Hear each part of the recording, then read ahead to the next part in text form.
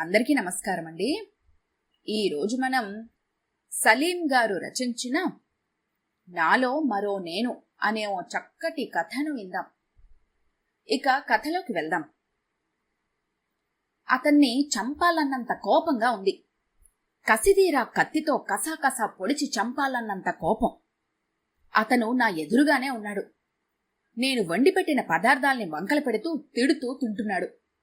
శారీరకంగా నాకన్నా బలవంతుడు కదా. కలబడి కదలకుండా చేసి చంపలేను. రాత్రి నిద్రపోతున్నప్పుడు మొహం మీద దిండు పెట్టి ఊపిరాడకుండా చేసి చంపేయాలి అనుకున్నాను. అతనిది కోడి నిద్ర. చిన్న అలికిడైనా మెలకు వచ్చేస్తుంది. పొరపాటు జరగకూడదు. వారంలో 2-3 సార్లు పార్టీలకు వెళ్లి తాగొచ్చి పడుకుంటాడు. అప్పుడు మత్తులో ఉంటాడుగా.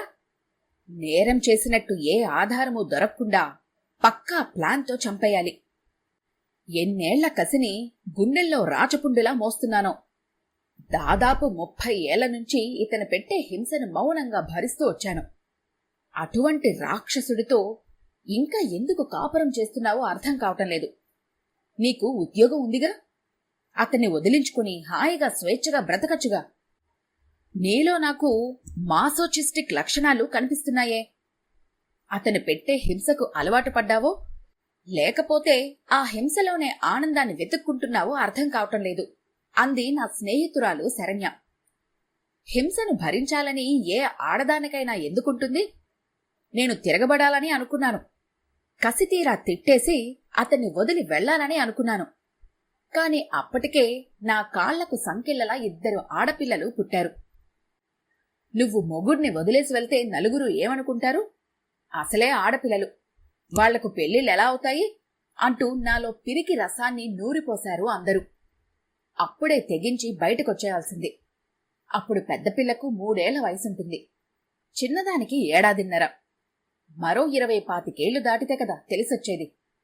తండ్రి లేని ఆడపిల్లలకు పెళ్ళవుతుందో లేదో. ఎందుకో అంత ధైర్యం చెయ్యలేకపోయాను.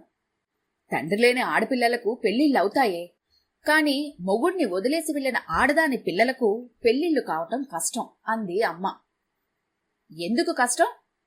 అటువంటి పిల్లలకు ఎంతమందికి పెళ్లిళ్లు కావటం లేదు అన్నాను. నేను చెప్పేది నీకు అర్థం కావటం లేదు. నీకిప్పుడు 26 ఏళ్లు. భర్తను వదిలేసి ఒంటరిగా బ్రతకడం కత్తుల వంతెన మీద నడకలాంటిది. సమాజం నీ పైన బురద చల్లుతుంది. ఎవరితోనో సంబంధం ఉండబట్టే మొగుడిని వదిలేసింది అనుకుంటారు అంది. తప్పే ఉంది అనుకోని, నాకే నష్టం. నా బ్రతుకు నేను బ్రతుకుతాను అన్నాను. ఏంటే, కొంపదీసి ఎవరైనా నిజంగానే ఉన్నారా? చెప్పవే అంది అమ్మ కంగారుగా. ప్రస్తుతానికి ఎవరూ లేరులే అమ్మా. కాని ఇతన్ని వదిలి వెళ్ళిపోయాక నా జీవితంలోకి మరో మగాడు రావచ్చుగా. నా మనసు తెలిసిన మగాడు, నన్ను ప్రేమగా చూసుకునే మగవాడు. అటువంటి అవకాశమే వస్తే వదులుకోను, ముందే చెప్తున్నాను అన్నాను. నోరు ముయ్యవే. ఏం మాట్లాడుతున్నావో తెలిసే మాట్లాడుతున్నావా? నీ పిల్లల భవిష్యత్తు గురించి ఆలోచించావా? నువ్వలా చేస్తే దాని ప్రభావం ఆడపిల్లల మీద పడదనుకుంటున్నావా? ఆ వచ్చేవాడు నీ పిల్లల్ని తన సొంత కూతులులా చూస్తాడని గ్యారెంటీ ఇవ్వగలవా అంది. ఆ విషయం నాకు తెలుసు. సమాజం ఏమనుకున్నా తట్టుకోగలను. కాని నా 2 పిల్లలు నా గురించి తప్పుగా అనుకోవడమో, నా నిర్ణయం వాళ్ళ భవిష్యత్తుకు శాపంగా మారటమో నేను భరించలేను. నా మొగుడి మీద ఉన్న కసి కొద్దీ అమ్మతలా అన్నానే కాని నాకంత ధైర్యం లేదు. నా పిల్లల జీవితంతో ఆడుకునే అధికారం నాకెక్కడుంది? వాళ్లకోసమే ఇతని అఘాయిత్యాల్ని భరిస్తూ వచ్చాను. ఇప్పుడు నా వయసు 54 ఏళ్లు. అమ్మాయిలిద్దరికీ పెళ్లిళ్ళైపోయాయి. కూతుళ్ళు అల్లుళ్ళు అమెరికాలో ఉద్యోగాలు చేసుకుంటూ హాయిగా ఉన్నారు. ఇప్పుడు నా కాళ్లకు నిగలాలేవి అడ్డుగా లేవు. అందుకే నా మొగుడిని చంపడానికి ఇదే సరైన సమయం అనిపిస్తోంది. చారులోనో కూరలోనో విషం పెట్టి చంపాలన్న ఆలోచన చాలాసార్లొచ్చింది. వెంటనే భయమేసేది. పోలీసులకు సులభంగా దొరికిపోయి జైలుకెళ్తే నా 2 పిల్లలు సమాజంలో తలదించుకుని బతకాల్సొస్తుందన్న ఆలోచన రావటంతో దాన్ని విరమించుకున్నాను. అతను భోజనం చేయడం పూర్తి చేసి డైనింగ్ టేబుల్ దగ్గర నుంచి లేచి వెళ్లి సింకులో చెయ్యి కడుక్కున్నాడు. వెంటనే జోబులోంచి సిగరెట్ ప్యాకెట్ బయటికి తీసి సిగరెట్ వెలిగించుకుని టీవీ ఆన్ చేసి సోఫాలో కూర్చొని వార్తలు చూడసాగాడు. నాకు సిగరెట్ వాసన పడదు, వాంతొస్తుంది. పెళ్ళైన కొత్తలో ఎన్నిసార్లు చెప్పానో ఈ విషయం. నవ్వి ఊరుకున్నాడు తప్ప ఆ అలవాటు మానలేదు. ఏ అలవాట్లు మానాడని ఈ అలవాటు మానుకోవడానికి? అతను తిన్న ప్లేట్ తీసి కిచెన్ సింక్లో పడేశాను. నాకు ఆకలిగా అనిపించలేదు. ఓ గ్లాసు నిండా చల్లటి మంచినీళ్లు తాగి బెడ్రూంలోకెళ్ళి పడుకున్నాను. ఎప్పటివో జ్ఞాపకాలు. డిగ్రీ పాస్ అయ్యాక బ్యాంకు ఉద్యోగం కోసం ప్రయత్నిస్తున్న రోజులు. అప్పుడొచ్చింది ఇతని సంబంధం. పేరు రామకృష్ణ అని చెప్పారు. సివిల్ కాంట్రాక్టర్గా చేస్తున్నట్ట. బాగా సంపాదిస్తున్నాడని కూడా చెప్పారు. మొదట అతని ఫోటో చూపించారు. బాగానే ఉన్నాడనిపించింది. పెళ్లి చూపుల సమయంలో తలెత్తి అతని వైపు చూసిన క్షణం సమ్మోహనంగా నవ్వాడు. ఫోటోలో కన్నా అందంగా కనిపించాడు. నాకంటే 5-6 ఏళ్లు పెద్ద. మరో 6 నెలల లోపలే మా పెళ్లి జరిగిపోయింది. పెళ్లైన 4 నెలల వరకు సంసారం సజావుగానే సాగింది. నేను కడుపుతో ఉన్న విషయం చెప్పిన రోజు అతని మొహంలో సంతోషం బదులు ఓ నిశ్చింత కనిపించింది. ఆ రోజు రాత్రి 10:30కింటికొచ్చాడు. బాగా తాగినట్టున్నాడు, తూలుతున్నాడు. పడిపోకుండా పట్టుకుని లోపలికి తీసుకెళ్లాను. నాకు తెలియకుండానే కళ్లల్లోంచి నీళ్లు ధారాపాతంగా కారుతున్నాయి. డైనింగ్ టేబుల్ దగ్గర కూర్చోబెట్టి అన్నం పెట్టాను. 4 ముద్దలు తిని మంచం మీద స్పృహ లేకుండా పడిపోయాడు. రాత్రంతా కన్నీళ్ల వరదలో కొట్టుకుపోతూ జాగారం చేశాను.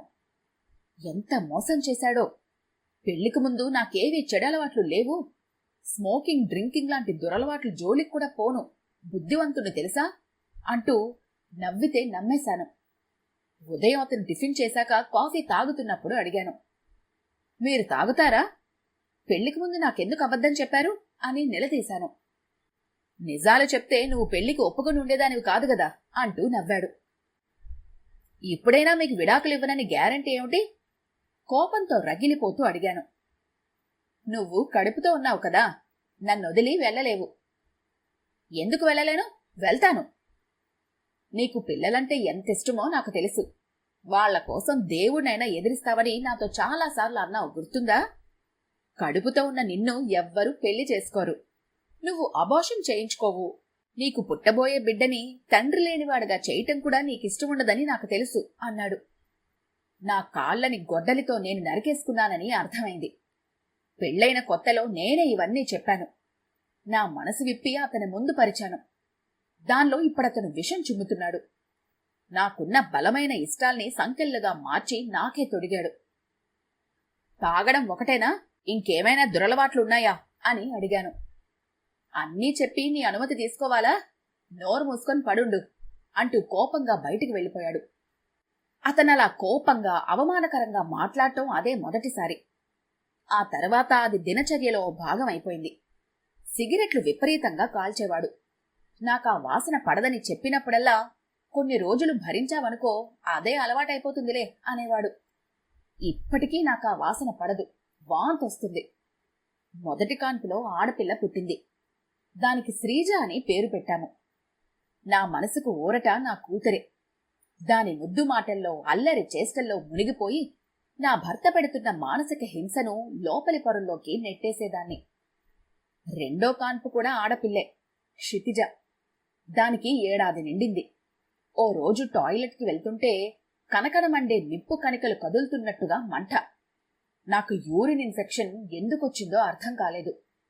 ఎవరినుంచి వచ్చిందో తెలుసు కాబట్టి రాత్రి అతన్ని నిలదీశాను. వంకరగా నవ్వుతూ, ఓ, నీక్కూడా వచ్చిందన్నమాట. రేపు డాక్టర్ దగ్గరికి వెళ్ళు, యాంటీబయాటిక్స్ రాసిస్తారు. 5 రోజులు వాడితే అదే తగ్గుతుందిలే అన్నాడు. అది సరే, నీకెలా వచ్చింది అని అడిగాను. 10 మందితో సంబంధం ఉన్నప్పుడు రాకుండా ఎలా ఉంటుంది అన్నాడు, అదేదో చాలా సాధారణమైన విషయంలా. నాకు వాసన పడదని తెలిసినా అతను సిగరెట్లు కాలిస్తే భరించాను. తాగొచ్చి నోటుకొచ్చినట్టు తిట్టినా సహించాను. కాని ఇలా పరాయి స్త్రీలతో అనైతిక సంబంధాలు పెట్టుకోవడాన్ని తట్టుకోలేకపోయాను. పెద్ద గొడవైంది. కోపం పట్టలేక పెద్ద పెద్దగా అరిచాను. నా 17వ ఏట మొదలైన అలవాటు. ఇప్పుడు నువ్వు అన్నావు కాబట్టి పొమ్మంటే ఎలా పోతుంది? దీనికెందుకింత రాద్ధాంతం చేస్తున్నావు అన్నాడు. ఎవరామె? ఎప్పటినుంచి పరిచయం? పెళ్ళయిందా? పిల్లలున్నారా అంటూ రకరకాల ప్రశ్నలు వేశాను. ఒకరైతే ఫలానా అని పేరు చెప్పగలను. చాలా మంది ఉన్నారు. వారంలో 2-3 సార్లు కాల్ గర్ల్స్తో గడపటం నా అలవాటు. దాన్ని మానుకోలేను. నన్నొదిలి వెళ్లాలనిపిస్తే వెళ్ళు, నీ ఇష్టం, నేనాపను అన్నాడు. నాకు గవర్నమెంట్ ఉద్యోగం ఉంది. ఇతని మీద ఆధారపడాల్సిన అవసరం లేదు. నా 2 పిల్లల్ని పోషించుకోగలను, చదివించుకోగలను. అతన్ని వదిలేసి వెళ్దామనే అనుకున్నాను. కాని శ్రీజ గుర్తుకు రాగానే ఆవేశమంతా చప్పగా చల్లారిపోయింది.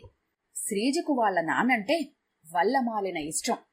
చిన్నప్పటినుంచి అది అతని వైపే మొగ్గేది. దానికి 1.5 ఏళ్లకే మాటలొచ్చాయి. నీకెవరిష్టం అని అడిగితే నాన్న అంటూ బుల్లెట్ల సమాధానం దూసుకొచ్చేది. అతను ఇంట్లో ఉంటే ఇది అతని చుట్టే తిరుగుతూ ఉండేది. వాళ్ల నాన్న తినిపిస్తేనే అన్నం తింటానని మారం చేసేది.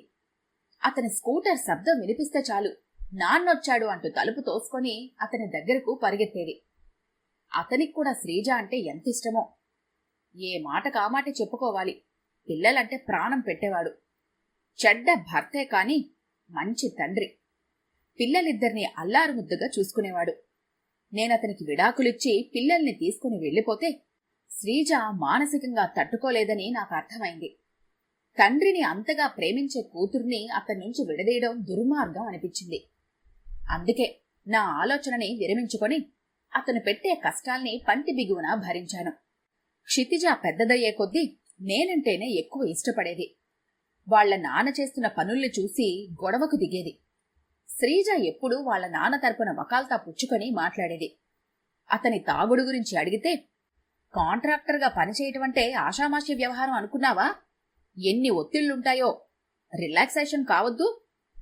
అలజడిగా ఉన్న మనసుకి ఊరట కోసం తాగితే తప్పేంటి అని వాదించేది. మరి పరాయి స్త్రీలతో సంబంధాల మాటేమిటి అని క్షితిజ కోపగించుకుంటే, కొందరికి కొన్ని బలహీనతలు ఉంటాయి, అలా తిరగటం తప్పే, కాని అది నాన్న బలహీనత. ఎదుటి వ్యక్తిలోని బలహీనతల్ని క్షమించి అక్కున చేర్చుకునేదే కదా నిజమైన ప్రేమంటే.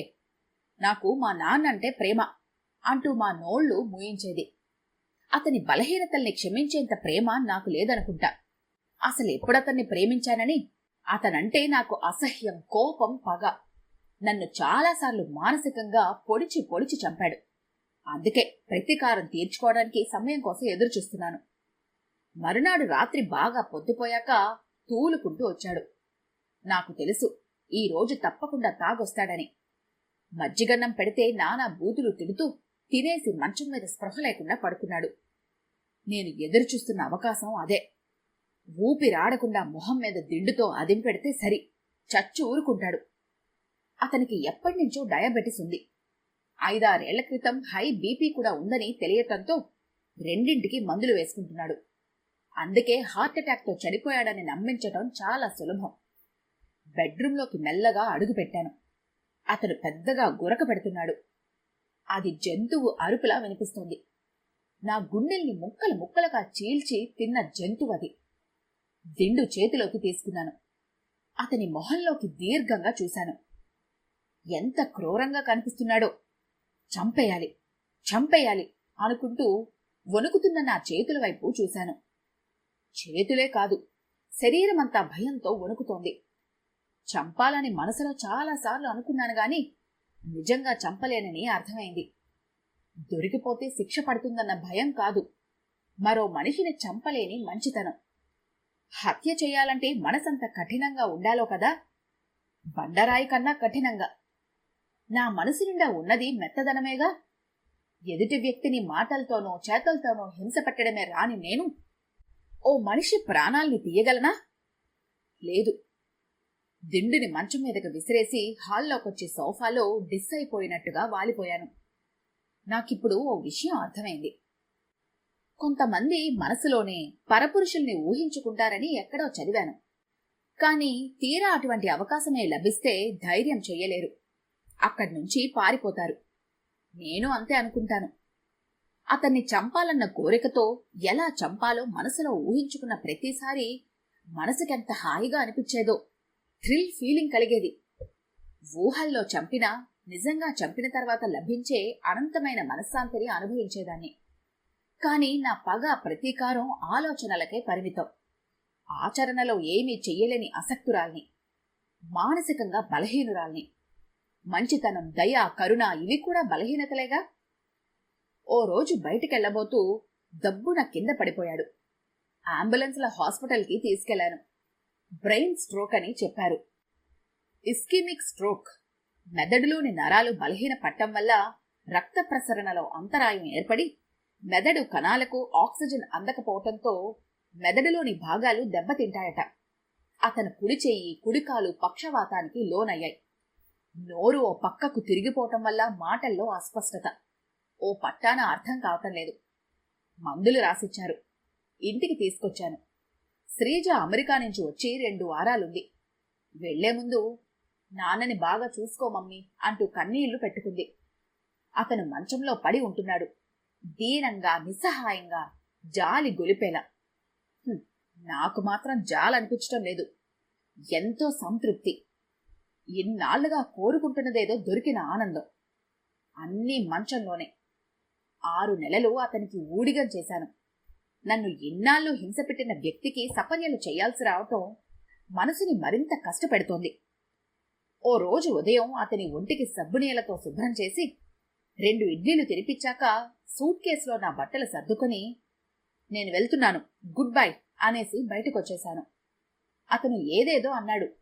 ఏమంటున్నాడో అర్థం కాలేదు. ఎప్పుడో చేసుండాల్సిన పని మమ్మీ. అప్పుడే చేసుంటే తప్పకుండా సమర్థించేదాన్ని. కాని ఇప్పుడు చేయటం సరికాదు. పక్షవాతంతో బాధపడుతున్న వ్యక్తిని నిర్దయగా వదిలి వెళ్లటం తప్పనిపిస్తోంది అంది క్షితిజ. ఈ సమయంలో భార్యగా నాన్నకు సేవలు చేయటం నీ బాధ్యత కాదా? అలా దుర్మార్గంగా వదిలేసొస్తే ఆయన ఎవరు చూసుకుంటారు అంది శ్రీజ. నేనెప్పుడు ఆయన్ని భర్తగా గౌరవించలేదు. నా 2 పిల్లలకు తండ్రిగానే భావించాను. నేను వదిలి రావటం వల్ల అతనికి ఏమీ ఇబ్బంది ఉండదు. బాగానే సంపాదించాడుగా. వంట చేయటానికో మనిషిని, దగ్గరుండి చూసుకోవడానికి ఓ నర్సుని పెట్టుకుంటే చాలు. రోజులు హాయిగా గడిచిపోతాయి అన్నాను. శ్రీజ కోపం పట్టలేక నోటికొచ్చినట్టుగా తిట్టింది. నవ్వి ఊరుకున్నాను. అతని అనారోగ్యం గురించి తెలిసిన చుట్టుపక్కల వాళ్ళు, స్నేహితులు, బంధువులు నన్ను దయలేని దుర్మార్గురాలిగానే భావించారు. కక్ష తీర్చుకుందని కొందరు, సరైన సమయం చూసి శిక్ష వేసిందని మరికొందరు అనుకున్నారు. కాని నిజమేమిటో నాకు మాత్రమే తెలుసు. పెళ్లి కాక ముందు వరకు ఎవరైనా బాధపడుతుంటే సాయం చేయటానికి పరిగెత్తేదాన్ని. ఎంత జాలిపడేదాన్నో. గుండె నిండా కరుణ, ప్రేమకు మారుపేరులా ఉండేదాన్ని. అతని మీద ఎంత కసిగా ఉన్నా అతన్ని హింస పెట్టినట్టు, హత్య చేసినట్టు ఊహించుకుని తృప్తి పడేదాన్ని తప్ప అతనికి హాని తలపెట్టడానికి మనసు ఒప్పుకునేది కాదు. కాని అతను పక్షవాతంతో మంచం పట్టినప్పటి నుంచి నా మనస్తత్వంలో ఏదో మార్పు రాసాగింది. అతను బాధపడుతుంటే చూసి జాలి పడాల్సింది పోయి, బాగా అయింది, ఇలానే కావాలి వీడికి అని లోపల సంతోషపడసాగాను. శాడిస్టిక్ ప్లెజర్ని అనుభవించసాగాను. నేను స్వతహాగా మంచిదాన్నే, డాక్టర్ జకిల్ లాంటిదాన్ని. కాని అతనికి పక్షవాతం వచ్చినప్పటి నుంచి నాలో దాక్కుని ఉన్న హైడ్ బయటికి రాసాగింది. అతని దుర్భర స్థితిని చూసి సంతృప్తిగా నవ్వుకోవటం, క్రూరమైన ఆలోచనలు, మాటలతో హింసించాలి అనిపించటం పెరిగింది. మరికొద్ది రోజులుంటే తప్పకుండా హింస పెట్టి ఉండేదాన్ని. అతన్ని కత్తితో కసాకసా పొడిచి చంపినట్టుగా ఇన్నాళ్ళు ఊహించుకొని తృప్తిపడిన నాకు ఇప్పుడతన్ని నిజంగానే చంపాలనే కోరిక ఉధృతం కాసాగింది. మరికొద్ది రోజులు నేనక్కడే ఉండి ఉంటే అతన్ని చంపేసి ఉండేదాన్ని. నాలో మేల్కొన్న హైడ్ నుంచి అతన్ని రక్షించడానికే కాదు, నన్ను నేను కాపాడుకోవటానికి కూడా అతన్ని వదిలి వచ్చేశాను.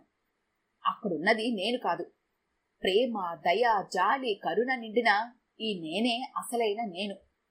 నేనిప్పుడు పూర్తి జకిల్ని. హైడ్ని చంపి మనసు పొరల్లో లోతుగా పాతేశాను.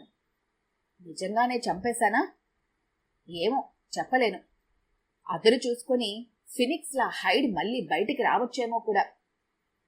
ఏమైనా ఈ నిమిషానికి నాకు సరి అనిపించింది నేను చేశాను, అంతే. ఈ కథ కనుక మీకు నచ్చినట్లయితే లైక్ చేయండి, షేర్ చేయండి. మరిన్ని ఇంట్రెస్టింగ్ కథల కోసం మా ఛానల్ని తప్పకుండా సబ్స్క్రైబ్ చేసుకోండి.